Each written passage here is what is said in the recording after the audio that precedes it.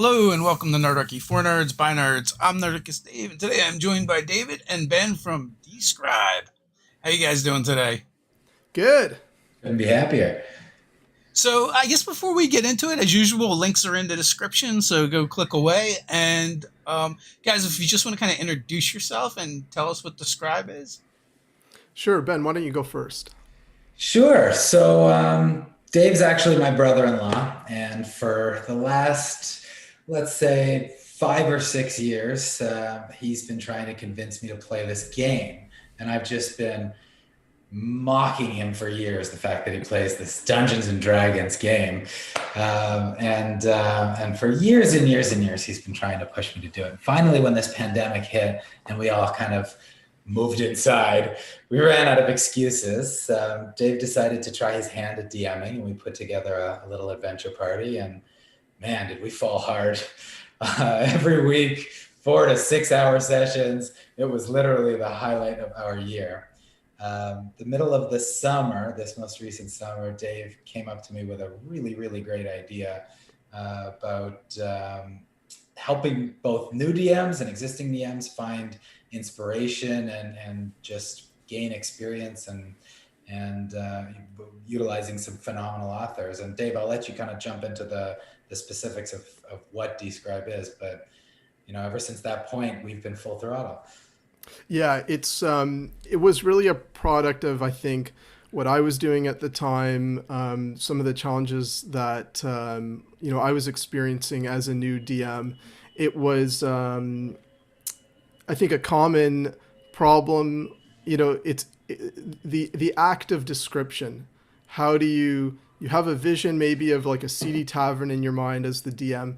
You want to introduce that setting for the party and create that theater of the mind experience, but it can be difficult and daunting to take that mental image and actually find the words to describe it to the players, to transport them into that world and make it sort of rich and evocative and inspiring to create an excellent prompt for role play. So my background in education was philosophy of language. So I thought a lot about language for years in the past, and I guess that background, and then the challenge of being a new DM, the idea just became nascent, and then it was sort of building, and it crystallized into, well, box text. We already have that tool, and you find it in every adventure book.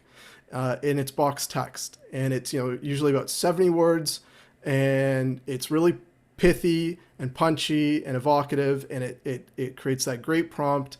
But the problem with box text in adventure books is it is completely tied to that adventure, that story arc, those recurring characters, maybe the party composition. And so I started thinking, well, why can't box text be a little more, broadly compatible with anyone's campaign, a homebrew campaign, or, an existing adventure? And that was sort of the genesis of Dscryb as a concept. And then I found an It's excellent quite partner. funny. It's quite funny how he pitched it to me. Was basically every time our insane characters go off screen and decide to make a decision that he didn't necessarily plan for, that could hypothetically take hours and hours and hours and hours of prep work for the following game to ensure that we had a solution for that random path that we decided to take, less traveled. And I remember that first time you used our actual content in one of our games, and our entire team just kind of sat back and said, "Whoa, what the heck was that?" Yeah, we've been very fortunate. So my day job is as a lawyer. So one of the few skills that I'm very good at is letter writing, and we decided we wanted to have exceptional writing if we were going to offer this as a service. And so I did a sort of letter writing campaign, and I wrote to the best and most experienced fantasy RPG writers and authors that I could find. I sort of made a list and started sending letters. And obviously, I didn't hear back from most of them, but the few who did reply were exceptionally talented, really gifted writers. And we were completely unknown at that time, but they were just sold on the strength of the concept and the sort of the novelty of it. And I think what Dscryb's sort of competitive advantage is just the quality of the writing. And these are writers who've written for Wizards of the Coast, Paizo, Green Ronin, and so on. And they, the writing will receive submissions from them. And, Ben and I take a special delight in just reading the content. And, you have those moments where you read something and you actually have to take a pause after you finish reading it. And you're just like, whoa, that is so good. I could never have written that myself. You can sort of feel the hairs on the back of your neck standing up. You're just like in awe. And I think a lot of the box text is really that, inspiring or evocative. So that's, with the help of those writers, we've been able to make something really special. I really enjoy products that come about because someone is trying to solve a problem that they're having, right? And it doesn't exist, so they decide to make it. When I ask someone about a product or something they're working on, and like I get a response like, I don't know, or I just wanted to be different. Like there's no like underlying reason. It drives me nuts. Like we get asked like, are you ever going to make an RPG? I'm kind of like, there's a lot of really good ones out there. Why would I make one? Unless I could figure out like I'm trying to solve a problem that I'm having, like I'm not inspired to do it. A while ago, I don't know if you guys follow the D&D community on Twitter. There had been a bunch of polls and discussions around box text. To keep it or get rid of it. So a good friend of mine, James Intercasso, might be one of your nemesises. But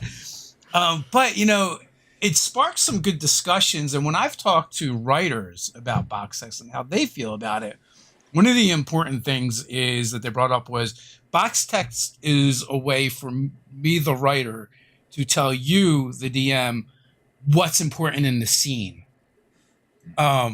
When you're writing generic box text, like kind of like this, that's specific to locations and different things, is there an approach that you had in mind when you started it? Do you let the writers go and do their thing with it?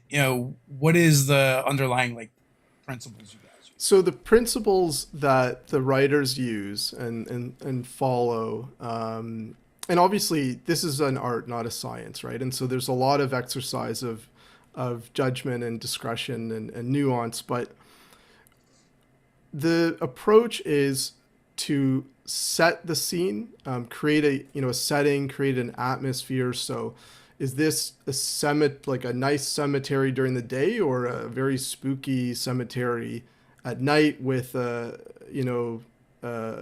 deep hole in the ground and an overturned tombstone? And we don't know what's important to the campaign, right? So we can't spotlight something that's important like that, but the box text can set an atmosphere, a tone. It can describe a setting where interesting things can take place. And then, I think what Dscryb doesn't do and doesn't try to do is just as important as what it does do. So we very deliberately leave all of the sort of executive decision making to the DM so that they can run their campaign. They can use our box text to tell their story. But if the DM knows that something important to their story or that's important to the party is going to take place in a seedy tavern or maybe like a port, and they feel that they need some help describing a seedy tavern, like the sensory experience. What does it smell like? What's the lighting like? What's sort of the demeanor on the barkeep's face? If they need help with that description of the setting, that's where Dscryb's box text can assist. And I think that, the most, to the point that you raised earlier, I think the most important thing that happens in a D&D game is the improvisation and the role play, the collaborative storytelling experience. And that's actually not what we do. And that's really the most important thing. I think what Dscryb tries to do is create that prompt for the role play that follows, for the improvisation that follows, just to sort of tee that up, create that prompt, and to do it quickly and efficiently, with just 70 words. That's the DM is doing the active description. It doesn't take very long, but because a lot of thought has gone into those words, they can do it, well, quickly, and then step back, let the role play commence. Let the party's imagination take over from that point. I feel like the strength and weakness of something like this is, it's great because it can lead like your adventures and your stories in different unintended directions, right?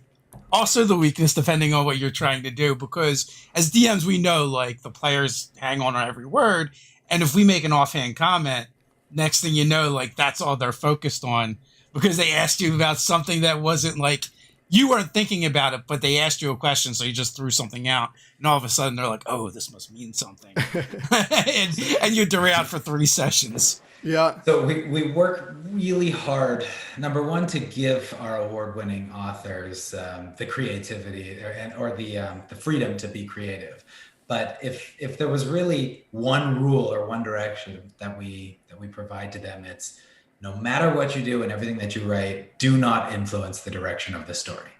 This is white label flavor text. This is not so it was brought to our attention.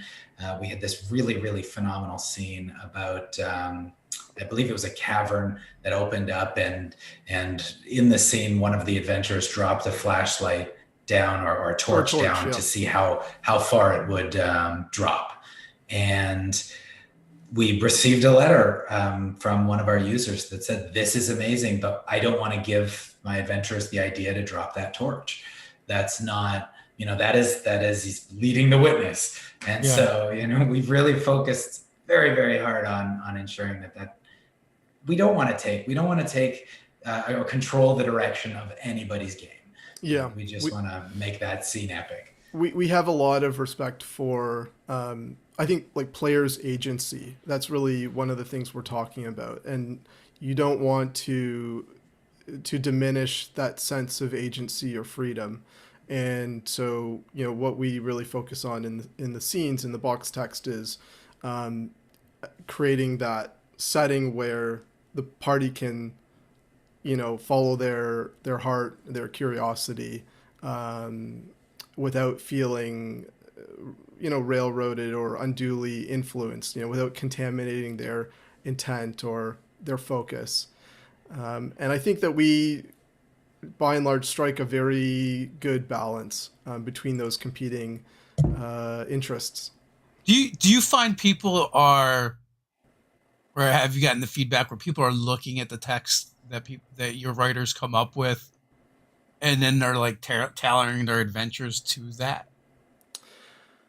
So what we hear a lot is that our users will. There's different ways you can find. I mean, there's over 1,800. We call them scenes because it's easier. There's sort of no good plural of boxed texts. So we have at this point over 1,800 scenes, and which is a lot. And there's lots of different ways to sort of navigate them and search them. There's obviously a search bar. We've organized them into categories and subcategories and that sort of thing. But there's also just like an index of each category. So, in terms of places, there's about 1,000 places, and there's like hundreds of monsters and spells. So some people will, and we've been told this, they'll go to, say, the places category, and they will just read from A to Z. They will just start going down the list, opening each and reading, and they don't necessarily know what they're looking for. They just know that they're looking for like something that inspires them. And they'll find something that like a place, a setting, a location that they didn't have on their mind, but when they read the box text, suddenly it sparked something, and they're like, I can introduce this location to the party, or at least prepare for it, and then they start thinking of all the different things that could happen there, and that's outside of the four corners of the box text, but the box text gave them that initial spark, that idea. Yeah, I imagine like it would be a great tool for inspiration. Now, Ben, did you know when, like in your own games, when as a player, when David started implementing it as the DM? Could you like tell? It's a great question. So David's a phenomenal storyteller. And even before Dscryb, it's one of the reasons why I jumped in when he came up with this great idea. I think the speed of which he was able to adapt and throw in enemies and monsters and NPCs and all of a sudden the same spell that we've been casting for months and months and months now had this epic backstory and this feeling the weave coming out of my soul. And I don't know. I think one of the rules or the favors that I asked David to do when we first started planning this, and this was July, was not to tell the rest of the adventure party about it, not to tell the rest of our group. And that was because that was the perfect test group. Yeah. It was the perfect, opportunity, crash test dummies to see what would work and what wouldn't. So they didn't know you were working on this stuff. They had no idea we'd started a business, what it was about. And these are dear friends of mine, and we kept them totally in the dark. It was a great idea that Ben had, and we used them, or I used them as like a control. And lab rats. Yeah, exactly. So did I formally know? No. But when I started hearing some of these descriptions that I had seen just through somewhat of the elements that the writers have been dropping in, that's when I really picked up on the fact that he was leaning heavier and heavier on it. One of the best compliments I've received from the group, and it was like unintended, was once eventually, we had to let the cat out of the bag. They learned about Dscryb and what we were doing, and they were, obviously really excited for us.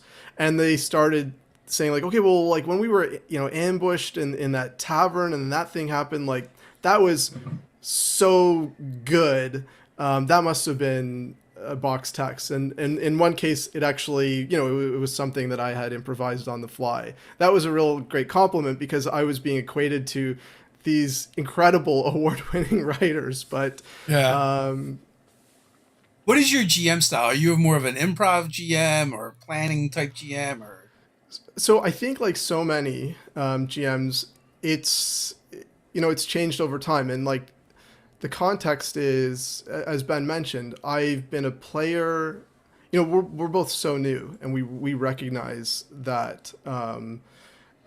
But I had been a player for about 6 years, and I had kept telling Ben and these friends about how wonderful D&D was, and I was gifting them the player's handbook and stuff, but never actually making myself available to DM. Then COVID began, got them into it, and initially, I would spend like 8 hours probably for every hour, 8 hours of prep for every hour of game time, and then that's changed over time because you learn skills to be more efficient in your preparation, or you learn what truly needs to be prepared and what doesn't. And so that, at this point in time, I'm still preparing a few hours for each, 4 or 5 hour session. And I have preparation that I'm still leaning on from months ago about, some things that might happen in their world, so to speak, some events. But I prep around locations much more than a particular story arc. And at this point, I have an idea of who the characters are that matter at each location. And I have an idea, like I'll make notes, sort of bullet point notes of what the location is like, especially anything important at the location.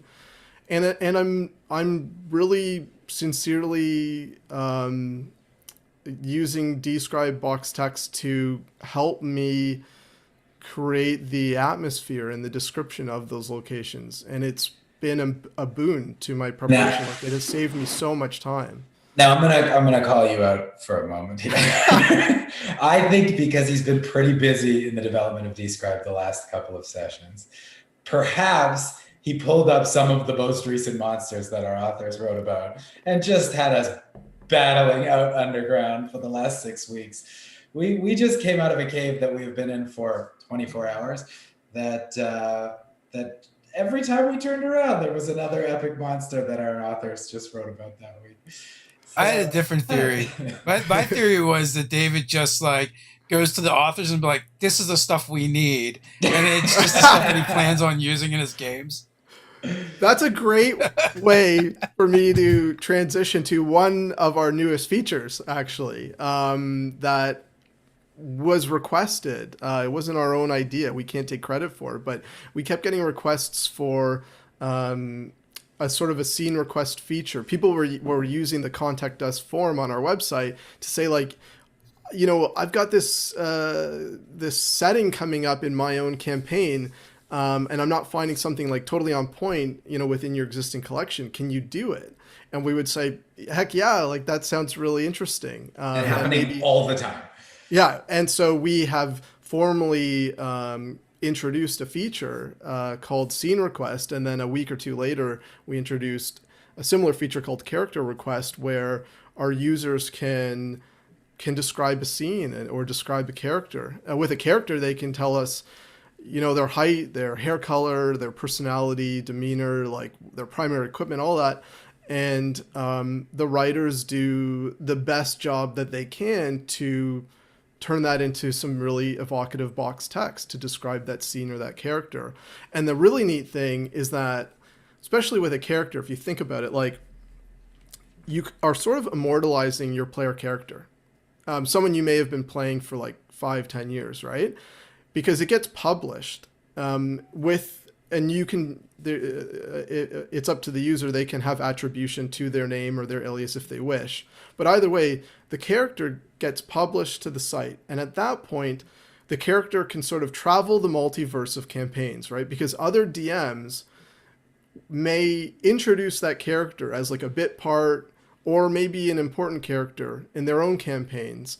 And I think that's really neat. Like that characters that people are, you know, have a whole backstory and a history that they're really, you know, it's a part of their own identity, that character gets to sort of travel on to other worlds and be involved in other adventures. And there's some really funny ones that have come up already. Well, I've been at a lot of D&D tables over the years, so I can only imagine.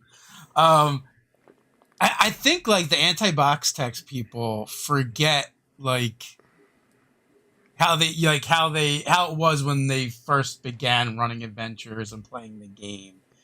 Like me and Ted are very improv heavy with our games, and we don't do a lot of prep work.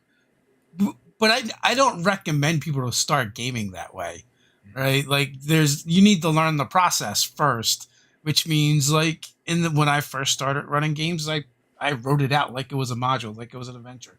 I wrote my own box text, right? And played it that way. And over time, after doing it for a long time, either because the players went in unexpected directions and I had to make stuff up on the fly, or, you know, I just had a busy week and I couldn't prep anything and we were going to play anyway. So I just wung it and it worked out. That, you know, eventually I realized, well, I don't need to spend as much time prepping as I used to, apparently. And also, when your players nullify the prep work you did do, that makes it very dissatisfying. It does. So like I think it's still a great idea, and also it's a great way to learn how to GM is having it there in order to kind of help you learn the process. Yeah. When I started, and I still do this to a certain extent, you know, I was, as you just mentioned, I was writing box text, and I think, you know, that was one of the factors that contributed to the idea of Dscryb. But others have mentioned this as well, and I agree with them. A side benefit to the Dscryb box text collection is as a sort of pedagogical tool, because as you start reading them, you see what the writers are doing, what they're focusing on, what they're omitting, what they're not doing. And you start to see sort of commonalities or techniques, like they begin to emerge. It's like pattern recognition as you read, a bunch of, 20 or 30, terrifically written scenes.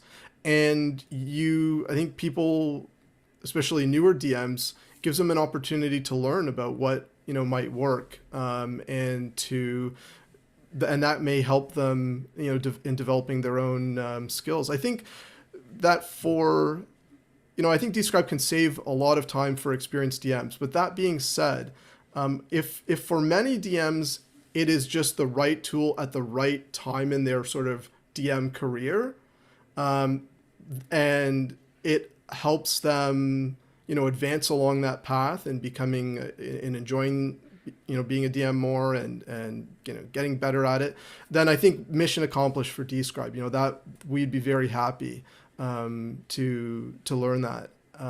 So I think that it does really depend on one's style and where one is in their sort of DM journey. Well, also I feel like, if you're stuck because the players did go in a way direction that maybe you weren't expecting, or for whatever reason you find yourself winging it, random generators are great, but this has this benefit of going, well, the players want to go to the blacksmith and you weren't thinking, about that in your game this evening, and you didn't think about the blacksmith. Can I just go log, or can I just go to over there and be like, okay, search blacksmith, and then then I can spit out a description. And let's see what we get. Oh, let's try Smithy.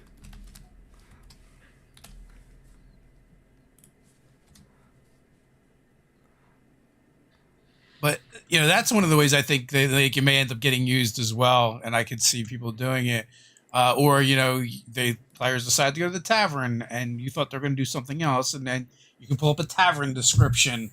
Yeah. So I think it could be useful in those moments, and then especially if you're playing digitally and you can just copy and paste it, or I don't know if there's a way to save your scenes or whatever, so that you can go back to it for later and maybe flush it out a little bit for them. Yeah, absolutely. Yeah, there is a sort of a favorites function, and I think that the scene can be read as it's written, but it's so easy to tweak it to a DM's purposes. If it's only a starting point, then I think that's still a benefit to a lot of DMs or GMs to get them started. So Brian Smith has a question. How do you use boxed text at the table? Read it as an NPC. My narrator voice is not very convincing. Well, I guess I don't have a narrator's voice. I don't change my intonation or anything like that. I just transition right into it without kind of announcing that this description is any different than any of the descriptions I've done leading up to that point. If if it was truly unexpected where the party traveled to, especially if you're in a city, there's hundreds of different sort of destinations, then I might pull it up on the fly and just start reading. The title of every scene has a title, and the title tells you almost everything you need to know. If the title is Forge, well, it's of a forge. If it's a seedy tavern, it's going to be a description of a seedy tavern. And we've got I think over 100 scenes, just within cities, for example, all sorts of different buildings and locations. So I will take a quick look at the title of the search result and be like, yeah, that, they've gone to a pet store. There's a pet store scene, and just start reading. If it's something that I anticipated the party was going to travel to, then I've likely pulled up the box text during my prep, and at that time, ahead of time, I will have read the box text, so I know what's going to be described. And if I want to, I can augment it. I could add a little bit to it, or tweak it somehow. And from the perspective of one of his players, I can tell you, very early on, he dropped the accents. Drop the accents, yeah. There was a scene where there were two young children that he was trying to play at the same time, and he was bouncing between the two, and there's just too much going on. I think that was very hard. Pip and somebody else, but yeah, that was a memorable game. I'm not a fan of role playing with myself. That was a learning moment for me, a teachable moment. Yeah. So I try not to do that. I try not to do that. And also, like, every time that I think I've ever pretty much used box text is I paraphrase and use my own words, but read it, get the gist of it, convey the information to the players. We kind of joke because we had like one GM and they're really new and they were running a pre-written adventure, and they started with the PCC, right, and then started reading the box text. And this was back in probably the late '80s, early '90s, and we were relentless and terrible. I will leave it at that. Yeah, I think to answer the viewer's question, or to sort of get back to it, like it's no different than the box text that you come across in an adventure. You try to transition to it as smoothly as you can. So if you're, to take probably the first box text that so many DMs will ever read, the party's on the high road. They come across, you're describing their travel down south along the Sword Coast. They come across a horse that's laying, dead in the road with arrows coming out of it. And so you're describing that journey, and then you transition right into the scene, the box text that's described in that adventure of the horse, the arrows, and what's really a goblin ambush. Well, we can keep it in line with what we were just talking about, and you can read the forge scene.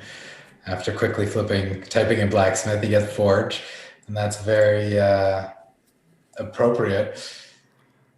Ben, do you want to do the honors? Would you like to read it? Oh, I don't have the narrator voice. Okay. I've been thinking about, because I'm getting requests now that people know that we actually do this and that have started, but I'm still so new to the game. Can we get it in your cross-examination voice? Ha! Okay, let's hear it. Cross-examination voice. I don't know if I have one, but I can certainly read it. The hammer rings against the anvil. The glow of the forge, red hot, illuminates the space, and the accompanying heat is almost too much to bear. Hammers, tongs, calipers, chisels, punches, and tools of unknown purpose line wall-mounted racks. Horseshoes and farming implements sit finished on a workbench, while the smithy hammers flat the blade of a broadsword. Sweat shining on their face. They ease out of breath as they dip the near-molten tip of the sword into a barrel of water with a sharp and sudden hiss. Thanks, Dscryb. Now, as a DM, I have to make the stats for a broadsword. How did I do? You did good. Good. Have you guys thought about, right now, I believe everything is all fantasy related. Or do you plan on expanding to other genres? We'd love to, but we want to do fantasy right first. And we have the 1800 and so scenes that are all fantasy RPG or fantasy, but then we have a single sci-fi scene that someone requested that we couldn't say no to because it was so good. So there is a single sci-fi scene on our site. As of April 1st, 2021. But how you work that into a fantasy grow. Campaign, I don't know, but it's there for anyone who wants to find it. But I think in the future, I think like any good business, especially a new one, the most important thing you can do is listen to what the users, what they're asking for and what they'd like to have. And if we keep getting those types of, that type of interest, then certainly it would be a natural fit for our platform and what we're trying to achieve. How often are you guys playing? Not often enough. Once Yeah. a week. We a play week. once a week. Still not often enough. So, yeah, I mean, I mentioned my day job. It's quite demanding, and then Dscryb as well. And between those two responsibilities, there's not, I wish there was more time to. Well, actually, I should clarify. I'm DMing once a week for Ben and our close friends, but I'm a player in another campaign with a different group. So I'm actually playing twice a week, which makes Ben very jealous. I made Dave, in the partnership agreement that we originally had drafted to start Dscryb, I made him put in there that if this would ever interfere with our actual game, I'm pulling the plug. And we were walking away because it is so important to me all of a sudden, this fantasy world.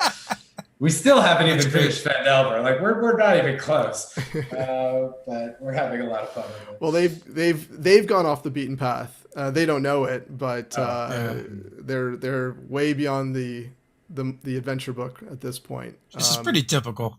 Which is very typical, yeah, and I love that. So, David, do you save like all those quips and barbs that you've had to bear over the years, and now casually throw them out from time to time? Are you talking about from my day job? No. From Ben ribbing you over being a gamer and wasting your time on this game for all these years. I wish I had been taking notes, yeah, because it was ruthless. Oh, come on. The first game ever. I'm like somebody that's supposed to be very adept at climbing trees. He had me fall out of 3 trees. I didn't have you do anything. You rolled the die. Yeah, sure. Good fun though. So King Ziff has a question specifically pertaining to Dscryb. Any chance you guys could do lifetime memberships or yearly like D&D Beyond? So was the question lifetime or annual or lifetime or yearly? Oh, so King Ziff will be happy to know we do offer annual memberships, and there's a discount when one subscribes annually. And on the store page, there's a little switch, like a little toggle to go between monthly and annually, and that's how one would access an annual subscription. Lifetime, I don't know, Ben. Will we ever? Okay, 100%. There we go. So I concur. As a fellow small business owner, cash flow is king, and those infusions are nice and help. But I imagine it'll be a little expensive, but probably very much worth it over time. I think it could be. We're also not reinventing the wheel here. We know that there is a model people really love, which often, like D&D Beyond, includes purchasing an adventure book that you have access to forever. And so we're actually in the process now of designing and developing a few limited edition collections for offline download that would grant you access to the same content online as well. Yeah. So it's coming. The challenge for us, or I think, maybe not challenge, but what distinguishes our business model from some of the other publishers, and is that they're releasing discrete source books and adventure books, and so they spend 6 months or a year developing that, then they publish it, people buy it, and they move on to the next book. What we're offering, is just this large, ever-growing collection of boxed text, and it's much more of like a service than a discrete offering. And the reason it has to be library. The reason it has to be so large is so that when a DM runs a search for something, even if it's fairly niche, fairly specific and unique, they're going to get a result that's either right on point or close enough that they can work with it. And that means thousands and thousands of scenes. We didn't launch until we had over 1,000. It's not like we went live, once we had 50 or 100, we know that there has to be, there has to be a lot of depth to that collection. And the monthly subscription model allows us to keep the writers writing, the editors editing, keep the website publishing. We're adding 400 to 450 scenes per month, which is an incredible sort of rate of productivity. And we keep expanding to new, new types of boxed text within the fantasy genre. So when we started, we didn't have NPCs and commoners, and now we do. And the list of those characters, keeps growing. Same with items and monsters and that sort of thing. Weather events, traps, we can keep expanding. And that's really our mission. That's a lot of scenes to add every month. And also, like, my guess is like you're paying anywhere from $3.50 to $7 or more per scene, right? Like if you're paying your writers to write stuff, so that adds up really fast. It does add up. This only works if we have some of the world's best writers and a large membership base of people who really love and believe in the service. And we're finding that there's definitely an appetite for this. We're finding that the type of people who are active members of Dscryb, they're not people who are just testing it out once. They can, but they're very vocal. And it is such a phenomenal community. And I'm not used to that. I come from the recruitment world. David comes from the legal world. And the fantasy world are just a collection of people who just are so happy all the time. I'm so surprised. I don't know if they just, all of a sudden we have a shared interest and people are just tired of trying to defend the activity to people like me. But all of a sudden, we've got these really enthusiastic, supportive community members who, because of their submissions and their requests, are really a very key part of the growth and the direction that Dscryb takes next. And it's been phenomenal, just really, really fun. So to answer your initial question, to do this right, it's not cheap, but we don't want to be cheap. We want to be the greatest collection of boxed text on the planet. So Brian Smith has another question. Now I would say this is for you, David. Sure. Specifically not Dscryb, because this is beyond the scope of what Dscryb is for. You guys kind of like alluded to earlier.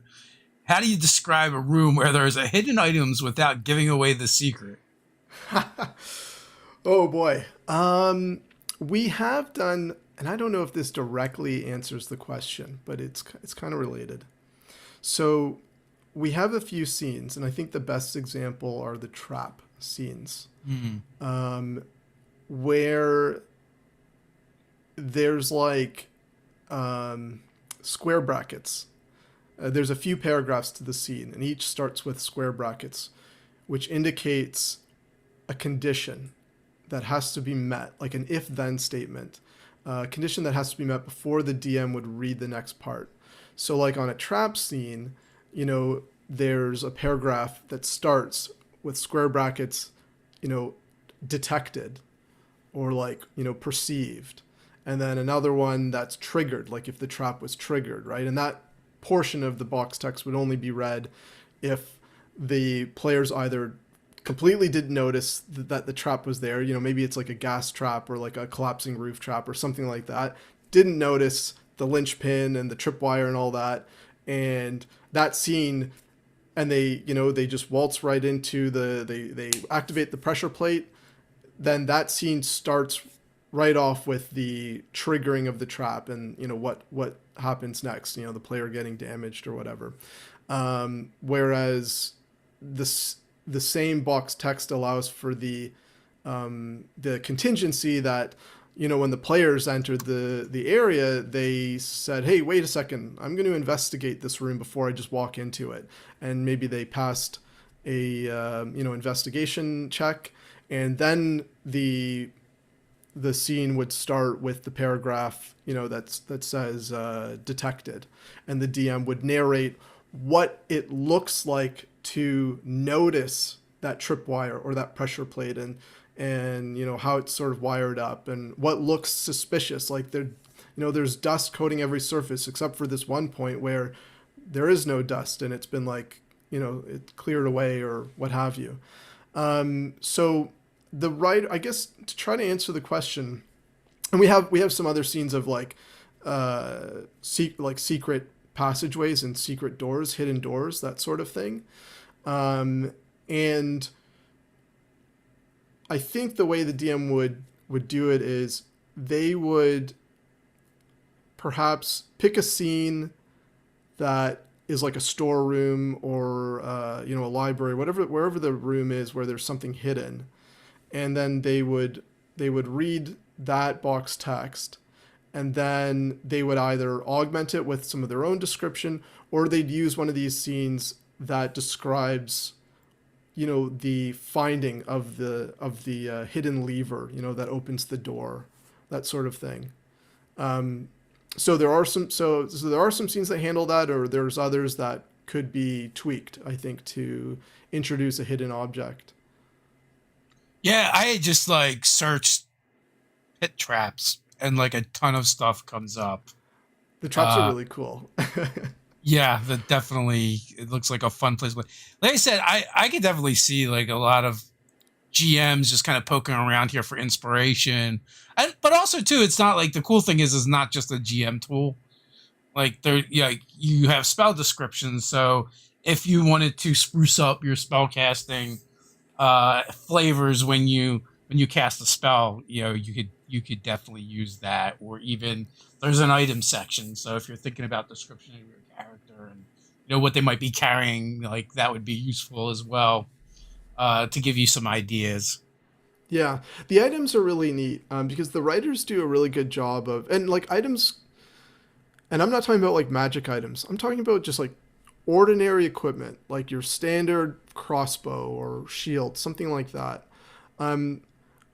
They kind of get overlooked, right? They're more of a generic thing that has stats that your player has than an actual longsword that might have its own history, that might be imperfect, and the writers do a really good job of bringing the item to life, like really giving it its own place in the world and making it feel like it existed, before the players, came along and found it at the bottom of a dungeon or purchased it in a shop. And I think that's really neat and different than what a GM might have been able to do before, or thought of to try. Moving in a different direction, what characters are you guys playing in your games right now? So where in the campaign where I'm a player, I play a 13-year-old wood elf who's a multi-class with like a rogue and a fighter, and I've been playing him for his name is Athan, and I've been playing Athan for 3 years, and Athan just had a session last night actually, and passed through some spooky forests and made it out to a river and survived to sort of fight again. And I have another adventure, but the decision was made to wait until we could all play again in person. So that adventure has taken a COVID pause, and that's sort of the grizzled, veteran, and he's a fighter, and it's very sort of sword and board. And Ben, do you want to tell the good people about this might be an opportunity. So we had everybody in our party submit a character request, and Dave's been holding mine back because I'm assuming he's putting it in the game. I don't think he actually published it yet. It's been written. I don't know if we've published it though. No, you did. I thought you were doing that intentionally by trying to save it, but this might be the world debut. Yeah. Okay. Well, you got to give me a minute while I pull it up. So, all those years of you harassing him and ribbing him, that's why he's held it back. Has the other players gotten their descriptions already? Oh yeah, published, ready to go Yeah. on the site. Anybody can see Yeah, it. Ozpin's up on the site. Yeah. So and remember, I'm brand new. Like first time I ever opened that crispy. Yeah. copy of COVID the baby. rules. Yeah. The D&D version of a COVID baby. And I had one of those too, and I still think that this character I'm most proud of this year. but Giblets Gunterberry is about as ADHD as you can get. He's a halfling ranger who has some dark pasts, but is very, I don't know if chaotic neutral is the right term. He doesn't have a lot of patience for sitting around and checking for traps. Yeah, he's very much the the party is they know that danger lurks around the corner. They're huddling to devise a plan, some sort of strategic tactical approach. And then while they're huddling, Giblets is like Leroy Jenkins and like charges forth, ruins the plans. Like I've pulled up the box text. Okay. So I have not heard this. So I'm gonna give it a read. The halfling has a squirrel in his hair. That's the first thing you notice. The reddish rodent perches on his backpack and tousles a multi-hued mess of wild hair out of its view. Its bearer somehow matches that frenetic energy, walking with a sprightly step and wide-eyed, wide-smiling wonder as he looks about. If it weren't for the heavy green cloak draped over his shoulders and the studded leather armor he wears, you'd think he might just float into the air and flit about like a hummingbird. Nice. He's very small. What's with the scroll in his hair? Squirrel. Oh, squirrel. He has a friend. It's a lifelong companion named Chuck, a flying squirrel. Oh, nice. Is he a Beastmaster? No. Chuck does not always listen. It was so funny because it was a classic like newbie D&D player moment where, and I remembered this too, like years ago. You think that you don't appreciate like the rules of the universe, like that physics still applies. Like you can't just say something and make it like fiat, like make it true. And so, Giblets would be like, I'm going to send Chuck to, run up this tree and then attack the enemy this way. And I'm like, okay, well, how are you communicating with this squirrel? Oh, I'm going to do some gestures. And I was, okay, well, give it a shot, roll an animal handling. And he quickly realized, like, he had no, like, yeah, he had a pet in your backpack instead. He had a pet squirrel. He had a pet squirrel, but that was pretty much it. They've gotten a bit better, but Ben, do you not have any pets of your own? They never do what you want. I thought I would have trained him by now. We went through some stuff together, this squirrel and I. But yeah, I guess my exposure to fantasy, other than Lord of the Rings, is very limited, and so with D&D, a couple of television shows where they have these epic backstories and they come in with these weapons and these skills and these experiences. I don't think I was prepared to start from zero. Yeah. And that was very enjoyable, but also, a big learning experience for me. Well, you're a ranger. You can speak with animals, and then you can just tell Chuck. I just got it. Just for that express purpose. Chuck, you will now do what I say because now you understand. And then it turns out that Chuck is just a jerk. Yeah. And Chuck has...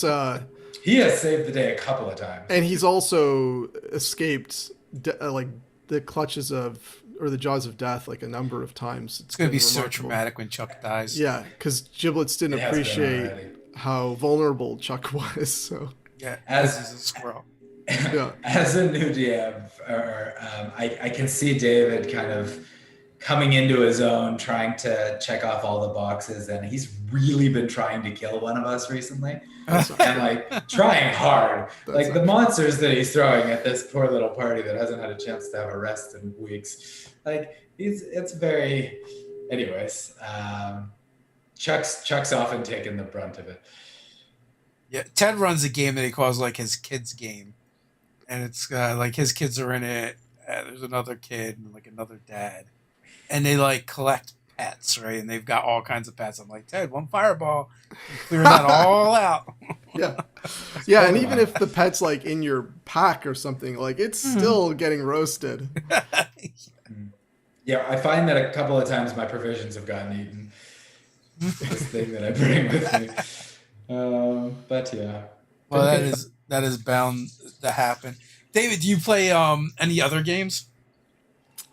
Any other, you know, I used to be a really big video gamer, um, and when COVID started, I thought, all my cases were getting adjourned, and suddenly I had all this free time, and I thought, oh, this is great. I will really indulge my video gaming habits, and I did for like 2 days straight, and it was hard for my wife to complain, right? And I like an addict, I hit rock bottom. That Like was I just fast. yeah, I know, right?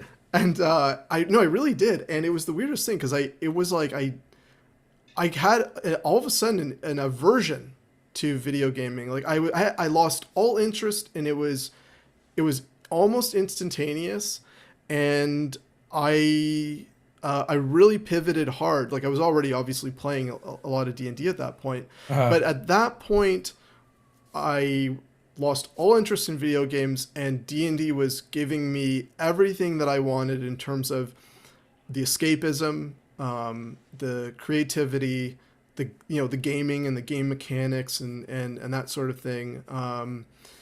And so I don't play video games anymore. I love the culture and the medium, and I'm not slagging video games. But for me, that's not something I do for recreation anymore. So I read, I play D&D, work on Dscryb, and I was actually alluded to maybe like other RPGs. Have you dipped I've your toe? played World of Darkness Okay. for a few years, and I loved it. And that's on hiatus, so I'm not playing it currently. But I was a really really big fan of it. I like that a lot. I like the focus on the communication, the social aspects, and just like the atmosphere. So, and I had a wonderful the the friend who introduced me to D&D. Um, he works in film and television. Extraordinarily creative guy, amazing storyteller. He had introduced me as well to World of Darkness, and I a lot of the Dscryb and the enjoyment I derive from D&D and all that, it's all thanks to him, and I remind him of that often. And I think we all have someone like that, in our sort of game pastimes that kind of opened doors for us, shared something, with us that spoke to them. And Especially if you got involved like in my era of gaming, because there was no internet. Like you were not going to accidentally stumble upon uh, tabletop role playing yeah, games. yeah, Well, and the explosion in popularity right now, I mean, the present company included, it's all of a sudden you've got in order to play, you need new DMs and you need to welcome new players and new DMs that may not necessarily fit the traditional mold.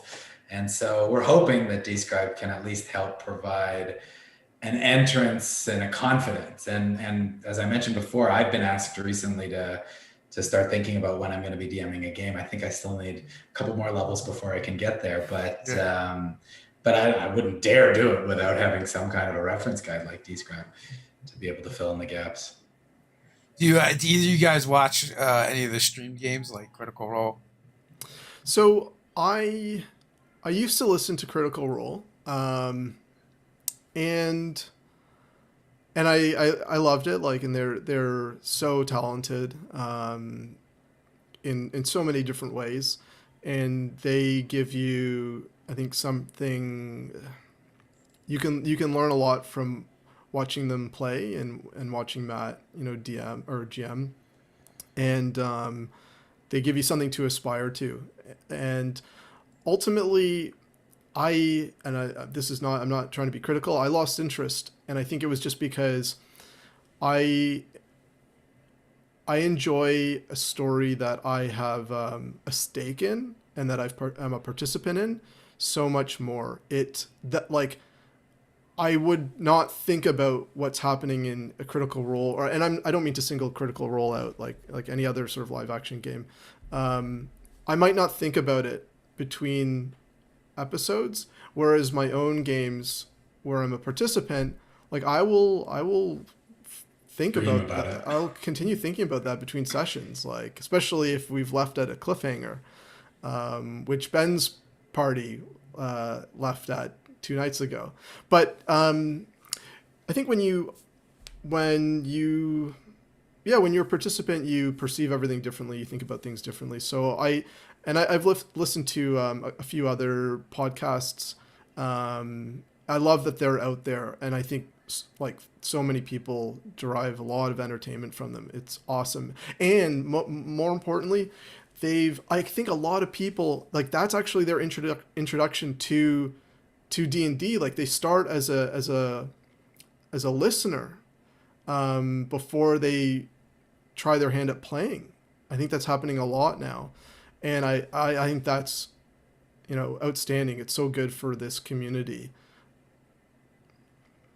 I can see in the questions, King Ziff recently said D&D is a better addiction, like caffeine versus alcohol, from your video game comment. And, Yeah, for sure. and it is, but as I'm also seeing, it's definitely a gateway drug. This was that thing that you don't tell people about it like a drug addiction. Like you can't broadcast how much you love it until you're really in the scene. And then But you know what though, like you guys have got your foot in the door to the where you can start talking about it and people will take you serious. For like I worked in and around construction most of my life, and D&D is definitely not a cool thing in that scene. Let me tell you. But what I did find, like my last year or so of working in that industry, like I didn't care anymore, and I've always been kind of a closeted gamer. And like when you be like, oh, there's this thing I do, it's cool. Like I talk about it on YouTube and I get money from it. Once you say you get money, like they don't like everything else. They don't hear that anymore. They're just hear that you do a thing you like and you get money. And Which is the dream, it changes right? the conversation. Yeah. Yeah. Yeah, a lot of the professionals and the personalities that we've talked to since we've started this, it's a very similar story. It's like I still can't believe I get paid to play make believe with my friends. Like it's awesome.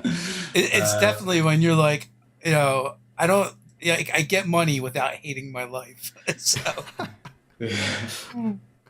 Well, yeah, we're having a blast, and we're working so hard every day on this, and I think a lot of that is just because of how much we're loving the writing that we're getting to publish and getting to sort of shape, and we're loving our users, like our customers. They're such good people. They give us such wonderful feedback. They have great ideas, so we just listen to them. And but even the other players that are in the industry, it's not a competitive environment. It's a collaborative environment. Everybody just wants more people playing D&D. And so that's so nice coming from very competitive industries. Like it's so nice that, we'll talk to the leading virtual tabletops out there, like Foundry module, which we're going to be launching in the next week or two. And like the owner of the company is talking to us and saying, here's how I want to integrate. And we're going to give away some free licenses, and we're going to do our best to announce this and get people talking about it. And it's just a very welcoming space. It's a very positive, welcoming environment. Yeah, I mean the industry is kind of small, and most of the people in it are pretty decent, and the ones that aren't, like they quickly out themselves, and it's small, and it's a small industry, so people then begin to know who they are, right? So we just can't wait until we're in a position where we can give back. Yeah. Well, I mean, I feel like you are expanding in a direction that is kind of giving back, because it's bringing more awareness. You guys found a niche that isn't being covered currently. which is always kind of mystifying, right? Like you think everything's kind of been done, and then someone comes up with something new that no one's really covered, and it kind of comes out of left field, or it's like, oh, that was so obvious. Why wasn't someone doing that before? Yeah, and we are, the idea.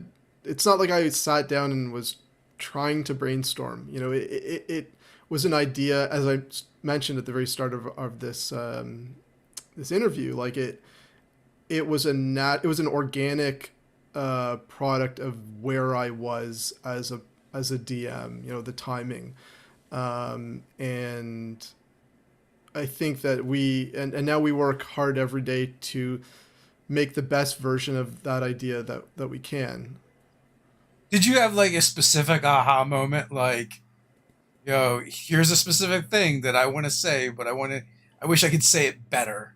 A eureka moment? No, it was just like it just crystallized over like a 3 or 4 week period. I was writing my own boxed text as part of my preparation for each session, and I liked the box text that I was reading in adventure books. I noticed that it was written like it wasn't just overly descriptive. That's not actually good box text. Good box text is a little more nuanced than that. It still leaves a lot to the imagination. It doesn't say too much. It's not overly descriptive. It's more about, as I said, like setting a tone and that sort of thing. And so when I was writing my own, I was looking at what had been published and why it was so effective, and kind of noticing some of those differences. And then I at a certain point, I think I looked for a service like Dscryb, didn't find it, and then it was probably around that time that I approached Ben, because I think when you're trying to create something new, it always helps when you have a partner that you can really rely on. And we are very different, Ben and I, but our differences are very complementary. And it's been a joy working with him, and there's no way I could have done this without him. So that's been fun. It's our relationship has developed in like all these new ways. It's been a pleasure. It's almost like we're family. Yeah. You're breaking the cardinal rule.